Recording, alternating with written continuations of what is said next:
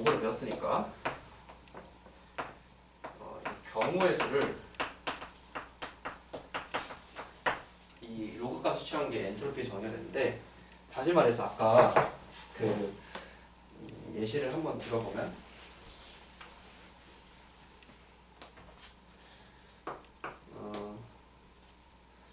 예를 들어서 자 1번짜리, 2번짜리, 3번짜리, 4번짜리 있는데, 뭐 예를 들어서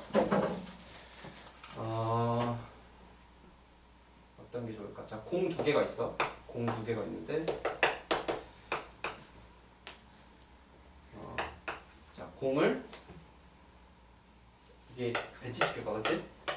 얘도 공을 배치시킬 건데, 근데 공이 예를 들어서 뭐 1번에 모두 들어갈 수 있는 확률, 뭐 그 경우일 수 있을 거고, 그렇게 말하면 되겠다. 한 공간 안에 공이 2개가 들어가는 경우, 그런 경우에서는 하나, 둘, 셋, 넷, 뭐 4개밖에 없지. 그런데 뭐 예를 들어서 공이 이게 2개로 흩어지는 경우에 대해서는 뭐 2개, 둘, 셋, 하나, 둘, 뭐 6개가 있고, 이런 식으로 있지. 뭐 그런 경우에 해당하는 값을 여기에 집어넣게 돼. 뭐 이런 거 몰라도 되고, 책에도 안 나와. 자, 그래서 아무튼 이 경우의 수가 많을수록 확률이 높기 때문에 무질서도가 더 다양하다라고 생각하시면 돼요. 그래서 일반적으로 자연은 이 엔트로피 무질서도가 증가하는 방향으로 흘러가요. 에너지를 주입하지 않는다. 억지로 너희 방을 청소하려고 에너지를 쓰지 않는 한 너희 방은 지저분하게 돼 있어. 그런 것처럼 마찬가지로 이 엔트로피의 변화량은 항상 자연에서는 0보다 큰 값으로 흘러가게 돼. 누가 억지로 에너지를 주입하지 않는 한, 누가 억지로 방을 치우지 않는 한. 이게 자연의 법칙이고, 그리고 이거를 처음에 그 클라시우스라는 그 사람이 엔트로피 정의할 때 어떻게 정의했냐면, 엔트로피 정의가 이렇게 정의를 했어요. 어떤 시스템 개가 있는데, 이거 한자로 어떤 시스템이 있는데, 자, 이 내부가 있고 외부가 있는데, 자, 얘가 만약에 외부로부터 열을 Q만큼 공급받았다 해보자. 그랬을 때, 자, 이 처음에 이 안에 온도를 T라고 해볼게. 그리고 뭐 이렇게 해보자. 두 개를 따져보자. 자, 어떤 A라는 애가 있고 B가 있는데, 자, 얘가 저온이고 얘가 고온이라고 해보자. 그리고 자, 고온에서 저온으로 열이 이동했다 해보자. 그랬을 때, 자, 우리 엔트로피 정의 자체가 온도분의 공급받은 열량이기 때문에, 자, 얘의 엔트로피는 저온분의 공급받은 열량이 되는 거고, 자, 이걸 A의 엔트로피 변화율이라고 봐. 변화율. 자, 엔트로피 변화율은 온도분의 공급받은 열량인데, 자, 이 녀석이 엔트로피 변화율은 저온의 온도분의 이 Q값이 되는 거고, 그리고 이 녀석의 엔트로피 변화율은 T 고온분의 Q가 돼요. 그래서 자, A의 엔트로피 변화율하고 B의 엔트로피 변화를 합친 게 바로 전체 엔트로피 변화율일 텐데, 자, 얘는 QT 빼기 얘는 열을 공급받았지. 하지만 얘는 열을 방출했으니까 이 값이 마이너스가 돼요. 그래서 얘는 T 고온분의 이렇게 돼가지고, 그래서 Q로 묶어주게 되면 이런 식으로 돼요. 그랬을 때, 아까 다시 말했지만 전체적으로 이 녀석의 엔트로피는 증가하는 방향으로 발생을 해야 돼. 항상 이 전체 엔트로피 값은 항상 0보다 큰 방향으로 발생을 해야 돼요. 그래서 자, 결국 이게 0보다 클 조건은 뭐냐면, 결국 이 안의 값이 0보다 커야겠지. 그럼 얘가 0보다 크려면 이 값이 이 값보다 커야겠지. 그치, 결론은 요 분모값이 얘보다 커야겠지. 그래서 결론은 항상 자, 내가 이렇게 쓰기 고저라고 써서 당연한 것처럼 보이지만 그냥 내가 2라고 해보고 1이라 해볼게. 얘를 그냥 2라고 해보고 1이라 해볼게. 항상 이 녀석의 온도가 이 녀석의 온도보다 높을 때만 열이 1로 흘러간다는 거야. 무슨 말인지 이해가니? 엔트로피 결국 이 전체 엔트로피 변화율이 0보다 크기 위해서는 반드시 이 전체 값이 0보다 커야 되고 그 조건은 이 녀석의 온도가 이 녀석의 온도보다 높을 때만 엔트로피가 변화율이 0보다 크다라는 거야. 그래서 항상 결론보다 항상 이 열이라는 것은 온도가 높은 곳에서 온도가 낮은 곳으로만 열 에너지가 흐른다는 거야. 자, 다시 열 에너지에 대해서 다시 한번 정의를 해볼 텐데 정의를 해줄 건데 여기서 열 에너지가 바로 정의가 되지. 열역학 제2법칙에 따르면 우리가 열 에너지라는 것은 앞에서는 그냥 아무 생각 없이 열 에너지를 썼는데 우리가 열 에너지라는 것은 무조건 높은 온도에서 낮은 온도로 흘러가는 그 에너지의 정체를 우리가 일반적으로 열 에너지라고 정의를 해요. 열 에너지는 항상 어떤 온도 차이가 있을 때 그때 에너지가 흘러야지 그때 열 에너지가 의미가 있는 거고 그냥 온도가 일정한 예를 들어서 저번에 내가 설명해 줬는데 종이컵 안에 뭐 100도씨의 물이 있어. 그리고 목 욕조 안에 30도씨의 따뜻한 물이 뭐 100리터가 있어. 얘는 뭐 100ml 정도 있겠지. 그럼 얘랑 얘 중에서 누가 열이 많냐라는 질문 자체는 의미가 없다라는 거야.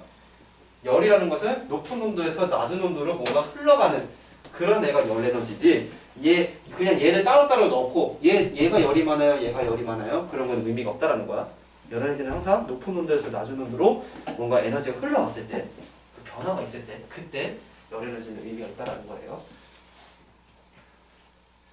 간단히 우리가 생각을 해보면, 다시 생각을 해보면, 자, 구멍을 뚫어두고, 자, 여기에는 높은 온도에, 여기엔 낮은 온도의 기체가 있어. 자, 높은 온도는 결국 내부 에너지가 크다는 얘기니까, 이 각각의 기체 분자 하나하나의 운동 에너지가 굉장히 급격하다. 굉장히 엄청 빠르다라는 거야. 속도가 엄청 빨라. 근데 저온이라는 것은 얘네들이 운동 에너지가 작으니까 되게 느리겠지, 그치? 그치? 그래서 자, 얘네들은 굉장히 활발해. 그래서 굉장히 활발하게 막 일로 가려고 하겠지. 반면에 얘네들은 느리니까 여길 천천히 가려고 할 거야. 그치? 확산할 때. 그럼 결론적으로 봤을 때 이 운동 에너지가 굉장히 큰 얘네들이 요로 갈 테고 얘네들도 마찬가지로 연료가 제2법칙에 따라서 일로 확산이 될 텐데 이 녀석의 속도가 이 녀석보다 확실히 크기 때문에 얘네들이 더 많이 일로 가게 되는 거야. 그러면서 높은 에너지의 비율을 차지하는 애들이 여기서 처음에는 속도가 느린 애들이 대부분이었잖아, 그렇지? 근데 시간이 가면 갈수록 이 속도가 빠른 애들이 점차 이 공간으로 많이 들어오게 되면서 이 공간에 있는 분자들의 평균 운동 에너지가 점점점 증가하게 돼. 그러면서 여기는 온도가 점점점 어떻게 돼? 온도가 증가를 하게 되고 얘 같은 경우에는 상대적으로 이 느린 애들이 점점 일로 많이 올 거 아니야, 그렇지? 그러니까 얘는 점점점 온도가 감소하게 되는 거야. 그래서 반드시 어쩔 수 없이 우리가 고온에서 저온으로 열 에너지가 이동을 한다. 이 열이라는 거 개념 자체가 이제 운동 에너지가 컸던 애들이 점점 줄어들고 여기 같은 경우에는 운동 에너지가 큰 애들이 점점 많아지기 때문에 마치 어떤 열 에너지가 이동하는 것처럼 표현할 수 있다. 실제로는 열 에너지라는 정체가 바로 이런 거야. 운동 에너지가 큰 분자들이 점점 많아지는 게 얘는 열을 공급받는 거고 얘는 운동 에너지가 많던 애들이 점점 없어지고 운동 에너지가 적은 애들이 점점 많아지게 되는 거야. 그러면서 얘네들은 온도가 점점 더 낮아지고 실제로는 얘네들 사이에 충돌이 일어나면서 또 운동 에너지가 또 뭐 이렇게 바뀌어. 아무튼 열 에너지 정체는 이런 것이고요. 자, 그 다음에 마지막으로 다음에 쉬는 시간 오겠다.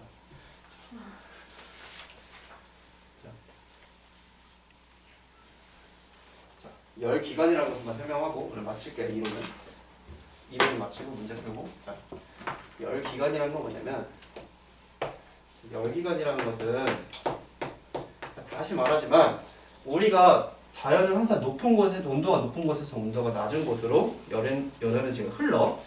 그래서 자, 하이 템퍼레처가 있고 하이템, 로템이 있는데 자, 하이템에서 로템을 하나 열이 원래는 자연스럽게 흘러가. 자연스럽게 흘러가는데 이게 너무 아깝다라는 거야. 그냥 내버려두기 너무 아까워. 뭐 예를 들어서 우리 지열 발전 같은 거 있지. 뭐 우리 추운 겨울철에 굉장히 춥잖아, 그렇지? 근데 이 땅 속에 있는 특히 온천 같은데 그 많은 일본 같은데 같은 경우는 여기에 막 뜨거운 막 온천수나 이런 게 많아, 그렇지? 이 안에 있는 열에너지가 너무 아깝단 말이야, 그렇지?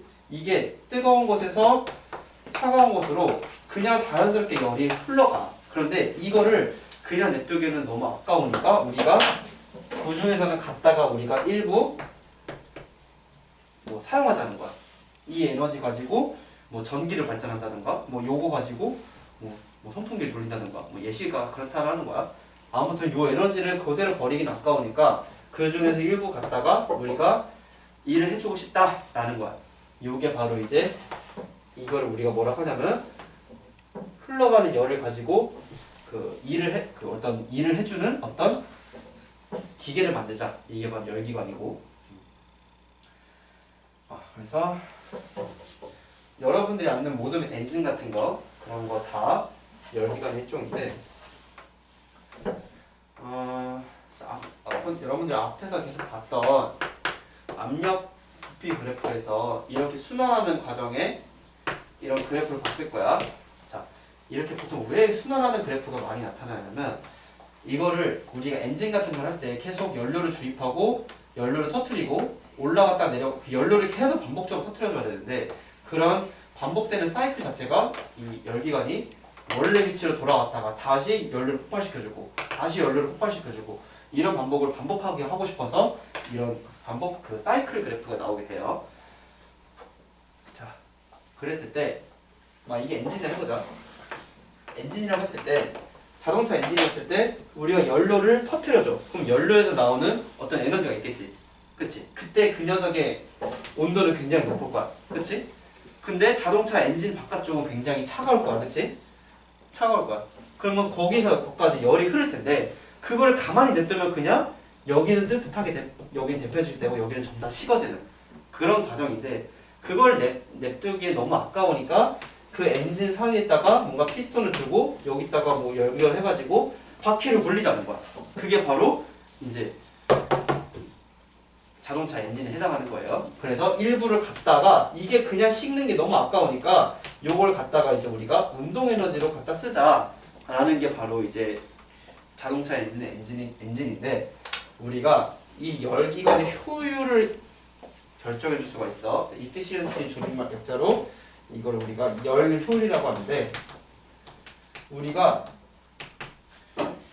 이 엔진 같은 경우에 열 효율의 정의는 어떻게 되냐면 이 엔진에 들어가는 공급되는 열량이 있을 거야. 그리고 그 공급되는 열량 중에서 일부는 일을 하고 다시 엔진 바깥쪽에 열을 다시 방출을 해줘야 되는데 공급되는 열량분의 공급되는 열량은 당연히 기름이겠지. 그 기름의 열량분의 얼마만큼 일을 할 수 있는지 공급되는 열량분의 하는 일을 보면 우리가 열효율이라고 정의를 하고 그 열기관에 우리가 얘 더하기 얘는 당연히 얘이기 때문에 우리가 공급되는 열량 가지고 일부는 갖다 얘 쓰고 나머지는 다시 방출하자는 거잖아. 그치? 그래서 W는 Q1 빼기 Q2가 되긴 해요. 그래서 얘는 이렇게 쓸 수가 있고 얘는 1 빼기 Q1분의 Q2 이렇게 됩니다. 자, 근데 만약에 이 Q2가 빵이야. 얘가 없어. 얘가 없어. 얘가 빵이야. 그러면 얘가 1이 되겠지? 그러면 참 해피할 텐데. 그러면 열효율이 100%인 열기관을 만들 수 있다는 거야. 즉, 어떤 고온에서 가져오는 모든 열 에너지를 모두 다 열기관의 에너지, 그 일로 쓰고 싶은데, 안타깝게도 엔트로피 법칙에 따르면 반드시 고온에서 저온으로는 열이 흘러야 돼. 엔트로피 법칙에 따라서 아까 내가 보여줬던 거 고온에서 저온으로는 반드시 열 에너지가 흐르게 돼 있어. 근데 그 중에 갖다 일부를 쓰겠다는 건데 이거를 요양식으로 100 다 가져가는 것은 연료가 제2법칙에 따라서 불가능하다는 거야. 내가 아까 보여줬듯이 그 T1분의 1 빼기 T2분의 1이 0보다 크기 위해서는 반드시 그 고온에서 저온에서 열이 공급돼야지 이게 엔트로피가 증가한다고 보여줬지. 그것처럼 반드시 고온에서 저온으로 열 에너지가 방출되기 때문에 이게 0이 되는 경우는 실제로는 없어요. 실제로 없기 때문에 열효율이 100%인 열기관은 세상에 존재하지 않아요. 여러분들 그 뒤에 뵈는 뭐 카르노 기관 이런 게 있을 텐데 카르노 기관도 절대 열효율이 1은 아니야. 그래서 일단은 열기관의 열효율까지 배웠고 자 쉬는 대신에 빨리 풀고 빨리 끝납시다. 오케이? 그게 낫겠지? 왜? 자 스테이플러는 내가 가져올 테니까 문제 푸는 동안 가져옵시다. 내가 가져올게요. 자, 내가 시간 넉넉하게 줄 테니까 자 4번하고 5번 지금 풀고 있어요. 스테이플러 가져올 테니까 풀어줄게. 그리고 오늘은 거기서 수업 마칠게. 4번이랑 5번이요? 응. 그냥 그거 수업 끝나요? 더 풀래? 아니요. 숙제도 알려주고 해야 돼. 그런 거 물어보면 더 하고 싶다는 얘기 아니야? 아니에요.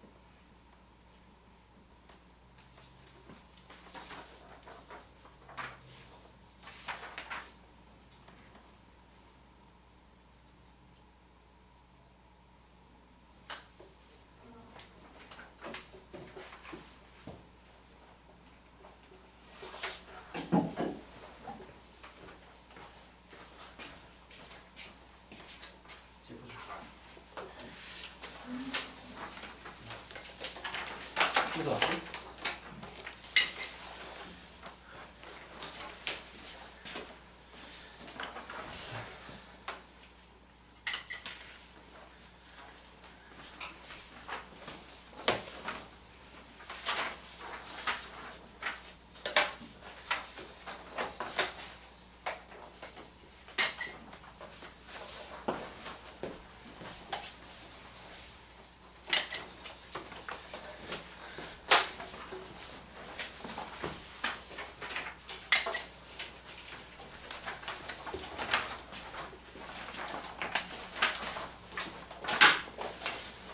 잠깐 살짝 책 좀 줘.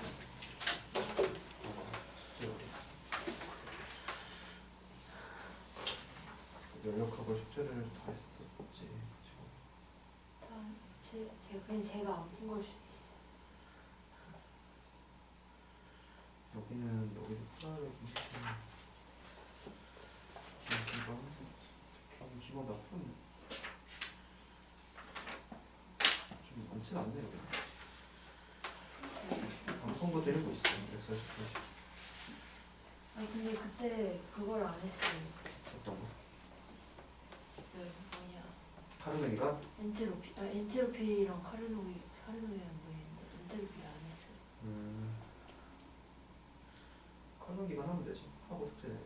아 네. 시간이 남았어. 아 끝내시면 돼요. 근데 자 풀었죠? 자 봅시다. 자 4번하고 5번 네가 친절하게 알려준다고. 진짜. 4번 보면 자 확산한 거죠. 자 가 같은 경우에는 그냥 거기다 구멍을 뚫어서 확산한 거야. 자 그냥 확산하는 때는 전혀 외부에 일을 하지 않아. 내부 에너지가 줄어들 이유가 전혀 없어요. 그래서 온도는 동일해. 온도는 동일한데 문제는 자 P분의 NRT인데 자 근데 온도는 그대로고 기체 분자수도 동일하지. 근데 부피가 어떻게 됐어? 2배로 늘어났지. 그럼 압력은 당연히 2분의 1으로 줄어들겠죠. 그래서 압력은 당연히 P1이 P2보다 클 테고. 자, 가에 있던 기체가 나와 같이 A에 고르게 퍼지는 과정을 우리 비가역 과정이라고 하는데, 자, 비가역이라는 건 뭐냐면 거꾸로 돌릴 수 없다라는 거야. 아니 B자에 가능한 가짜의 그 거꾸로 했자. 그래서 우리가 퍼지는 게 다시 모일 수 있냐, 거꾸로 가릴 수 있냐, 확률적으로 거의 불가능하다는 거야. 확률이 너무 낮기 때문에. 그래서 비가역 과정이 맞습니다. 우리가 이 종이책을 태우면 재와 물과 이산화탄소가 나올 텐데 그걸 다시 우리 이 책으로 바꿀 수는 없잖아, 그렇지? 그런 걸 우리가 흔히 비가역 과정이라고 얘기를 해요. 자, 그 다음에 이해 갔지? 하나하나 그 재를 다시 모아가지고 우리가 책으로 다시 만들 수 있냐? 없다는 거야. 물론 분자 하나하나 다시 조립할 수 있긴 하겠지만 거의 불가능하겠지. 그리고 5번, 자 열 효율 기간 0.1에 요 값이 0.1라는 거야. 자 그랬을 때 Q1만큼 흡수해서 W만큼 일을 하고 Q2만큼 열을 다시 방출한대. 그랬을 때 그 오른쪽이 바로 그래프에 해당하는 거고 A와 B는 등적 과정, B의 C는 단열 과정이네. 자 봅시다. 자 그랬을 때 이에 대한 설명을 오는 것은 자 항상 Q1분의 자 1 빼기 Q1분의 Q2가 얼마야? 0.2지? 그러니까 Q1분의 Q2는 얼마고 있어? 0.8이지? 그래서 Q2는 0.8 Q1이 되겠죠?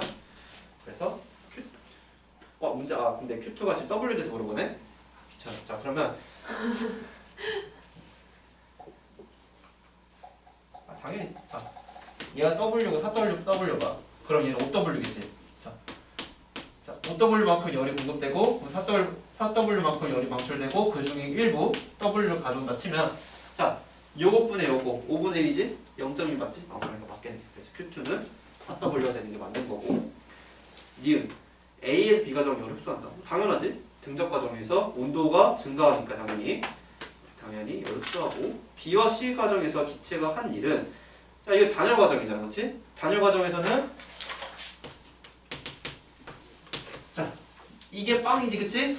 결국 얘와 얘 더한 게 빵이니까 내부 에너지의 감소량 자 얘가 감소한 만큼 외부에 일을 한다는 거야. 당연히 이것도 맞는 얘기지. 뭐 이거는 열기관 이거 계산해 줄 줄 아냐? 이거 물어보는 문제고. 자 마지막으로 카르노 기간만 하고 숙제 내고 마치겠어요. 자 책만 다시 책 펴시다. 책 펴서 자 열효율 기간과 함께해서 카르노 기간이라고 해서 133페이지 봅시다. 자, 카르노 기간을 제가 저번에 나랑 처음 했을 때는 배우지 않았는데 카르노 기간 사실 교육과정에서 빠진 감이 없잖아 있어. 근데 하이탑은 여러분들이 알아서 그래서 다 공부했는데 자 카르노 기간이란 건 뭐냐면 자 그 카르노 사람이 만들어서 카르노 기간이야. 자 이게 높은 온도에서 낮은 온도로 이제 열이 흐르는 것 중에서 일부를 갖다가 쓰는 게 바로 열 기관이라고 했는데 그 방법 중에서 가장 효율적인 방법을 열 기관을 고안한 사람이 바로 카르노 사람이 처음을 고안을 해서 이걸 카르노 열 기관이라고 해요.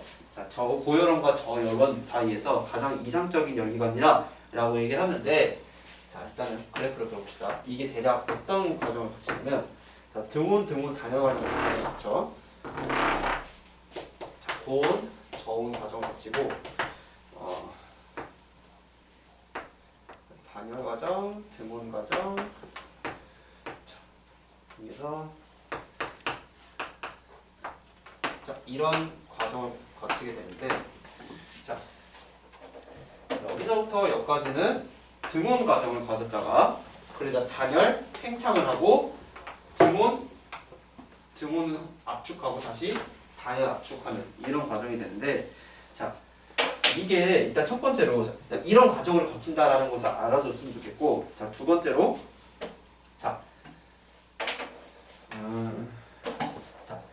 여기서 요거와 요거는 단열 과정이지. 이때는 열출이 없어. 그럼 열을 흡수하는 데가 언제냐면 바로 요때 이 한 일의 양의 만큼 열을 흡수해요. 열을 흡수를 하고 C에서 D로 갈 때는 요 밑면적에 해당하는 일의 양의 만큼 일을 받겠지. 그러니까 이때 열을 방출해요. 열을 방출하게 돼요. 그 다음에 이때만 내부 에너지가 변할 테고, 자, 그랬을 때 마찬가지로 이 둘러싸인 넓이의 크기가 바로 뭐랑 같냐면 카르노 기관이 한 총 1의 양과 같아. 이거를 직접 여러분들이 적분해서 구하는, 밑면적 구하는 거는 어려워. 하지만 보통 이제 카르노 기관의 열흐를 알려줘서 뭐 이 흡수한 열량 이것분의 W가 열효율이 주어져 있으면 W는 뭐 2 곱하기 Q1 이런 식으로 이제 구해줄 수가 있는데, 자, 아무튼 저 W가 이제 카르노 기관의 한 열류 같고, 자, 중요한 거는 이제, 자, 다음 페이지 넘어갑시다. 자, 이게 중요한데, 자, 이게 왜 그러면 가장 이상적인 열기관이냐라는 거 좀 봤으면 좋겠어요. 자, 134페이지 보면, 자, 여기서 A에서 B 과정 이거 나와 있지. 자, 요 과정이 이게 등온 과정인데, 자, 여기서는 분명히 열을 흡수하는 과정이야. 자, 그러면 아까 내가 엔트로피 변화율은 내가 뭐라고 정의를 했냐면 온도에 분해 흡수한 열량으로 정의를 한다고 했었지. 그치? 그럼 요거 같은 경우는 여기에서 엔트로피 변화율을 여기에 온도 분해 흡수한 열량의 Q1이라고 쓸게. 이렇게 쓸 수 있겠지? 맞아? 민채 맞니? 그 다음에, 자, 그 다음에 여기서는 단열 과정이고, 두 번째 여기서 엔트로피 변화를 이제 방출을 할 거야 이제. 그 다음에 방출을 할 텐데, 그때 엔트로피 변화율은 방출한 열량을 내가 Q2인데 방출했으니까 마이너스라고 쓸게. 그 다음에 그때 저온에서 방출했으니까 이렇게 될 거예요. 오케이? 됐지? 그런데 자, 우리가 총 엔트로피 변화율은 얘랑 더해준 거 맞죠?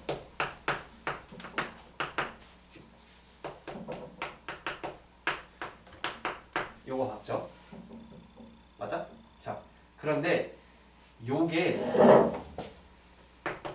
엔트로피 변화율이, 자, 자, 이게 가역 과정, 이게 가장 효율적으로 활동하려면 이 엔트로피 변화율이 한 과정을 순환했을 때, 이게 0이 되게끔 만들어주자는 거야. 그러니까 총 엔트로피 변화율이 없게끔 하자는 거야. 내가 아까 다시 말했죠. 엔트로피는 원래 변하는 게 맞긴 맞는데, 이 전체적으로 봤을 때 흡수하고 방출하는 과정에서 이 엔트로피 변화율이 총 엔트로피 변화율 빵이라면 어떤 관계가 성립을 하냐면 요게 성립을 해요. 그리고 이걸 다시 정리를 하면 Q1분의 Q2는 흡수한 열량분의 방출한 열량은 뭐랑 같냐면 높은 온도분의 낮은 온도로 정의가 돼요. 자, 그랬을 때 아까 내가 열효율의 정의가 어떻게 되냐면 열효율은 흡수한 열량분의 한 일과 양이 같다고 했었지. 그런데 이게 뭐랑 같다고 했었냐면 흡수한 열량분의 방출한 열량과 같다고 했었어. 근데 잘 봐봐. 흡수한 열량분의 방출한 열량의 비가 뭐라고 써있어? 고온의 에서의 절대 온도분의 저온에서 절대 온도지. 그래서 이게 카르노 기관에서만 특별하게 이게 성립이 돼요. 엔트로피 변화를 전체적으로 총 변화율이 빵이 되게끔 하다 보니까 이런 관계가 성립이 됐고, 만약에 이 낮은 온도에서의 절대 온도가 만약에 0켈빈이다. 이런 일은 세상에 없지만, 그러면 얘가 0이 돼버리면 어떻게 돼? 연료율이 1이 될 수가 있어. 그러면 정말 이상적이겠지만 이게 0켈빈이 될 일은 없겠지. 그럴 일은 존재하지 않습니다. 그래서 이게 0켈빈이 될 일은 거의 없기 때문에 얘는 항상 1보다 작은 값이 나와요. 그래서 얘는 연력학 이법칙이 카르노 기관의 연력학 이법칙에 위배되는 기관이다 라고 말하기엔 또 무리가 있는 게 연료율은 항상 1보다 작아. 그렇기 때문에 연료율은 항상 1보다 작고, 두 번째로 이게 1이 될 수 있는 방법은 여기에 무한대로 가면 1에 가까워지긴 할 거야. 다시 말해서 이 고온이 온도가 엄청 높아. 그러면 한마디로 이 고온에서 저온으로 이 녀석과 이 녀석의 차이를 크게 해주면 해줄수록 여기서 끄집어낼 수 있는 이 연료율이 굉장히 커진다는 거야. 얘를 0켈빈에 만들어주거나 얘를 엄청 크게 만들어주거나. 그래서 얘 같은 경우에는 두 가지 방법으로 연료율을 극대화시킬 수 있다. 하지만 이 무한대라는 것도 뭐 정해진 값이 아니잖아, 그렇지? 그래서 무한대분의 저온, 이거 극한값이니까 어디까지나. 그래서 언제나 얘는 1보다 작을 수 없어. 1보다 작다 라고만 아시면 될 것 같아요. 카르노 기관만 특별하게 요게 성립을 해서 연료율 공식이 이게 특별하게 성립된다. 책 볼 때 이거 외울 필요는 없으니까 문제 풀 때 이거 보면 하시면 돼요. 자, 그래서 여기까지 했고, 볼츠만, 이거 아까 내가 말한 거잖아. 그 볼츠만 엔트로피 방정식에서 엔트로피는 K 곱하기 오른쪽 페이지 보면 이런 게 써 있는데, 아까 내가 설명한 거야 그냥. 책에 있구나. 이거 무시해도 돼요. 몰라도 되고. 그래서 여러분들 여기만큼은 내가 사고력만 하는 게 아니라, 통합 사고력만 하는 게 아니라 여러분들이 조금 여기 익숙하지 않을 거야. 혹시 민채 이 부분 처음 배우니? 이 부분 처음 배우지? 좀 낯설지? 주혁이도 처음 배우는 거고, 연력학 부분. 그러니까 이 부분은 꼭 저기 137페이지 거기 등온, 등적, 거기 다 등온 다 써있지? 거기 한번 읽어보고 예제 문제 다 풀어봐요. 136, 137 한번 펴봐. 136, 137 주영이 보이지? 거기도 꼭 다 푸시고 다 읽어보고 다 풀어봐야 돼. 그 다음에 그리고 개념 기본 문제, 적용 문제. 그 예은이도 안 푼 거 있으니까 꼭 푸시고, 너희들도 빠뜨린 거 있어 꼭 풀어. 알았지? 다 했어? 뭐요? 개념 기본 문제, 적용 문제. 아니요. 하나 안 풀었어? 이 새끼, 너는 나랑 두 번 한 동안 한 번도 안 풀었던 거? 다 해봐, 알았지? 현우는? 내가 검사를 안 소홀하게 하니까 그냥 안 했네. 하찮았어. 이거 보니까 다시 풀 수 있겠지. 아니, 다시 풀 수 있는 게 아니라 내가 이거 풀지 말라 했을 거야. 카르노 기관에서. 얘 풀지 말라 했을 거고, 뭐 너가 어려워서 헷갈렸던 것 같은데 얘 다시 풀어보고, 얘는 카르노 기관 내가 풀지 말라고 했어 넘어갔을 거야. 얘도 넘어갔을 거고. 풀어보세요. 카르노 기관. 프린트는요? 프린트 줬잖아. 그걸 또 푸는 거죠. 다 풀어줘. 프린트 내가 나랑 같이 다 풀었잖아. 여기까지 하는 거예요? 그거랑 통합도 사고요. 통합 실전 문제 있지? 네. 개념 적용을 있어요. 개념 적용도 풀고, 151일까지요? 그래서 151페이지까지 그냥 다 푸시면 돼요. 알지? 프린트는 없는 거예요? 프린트 없어. 일반 프린트 없으니까 책만 150페이지까지 푸시면 되겠습니다. 고생했어요. 프린트 없이 고생했어요.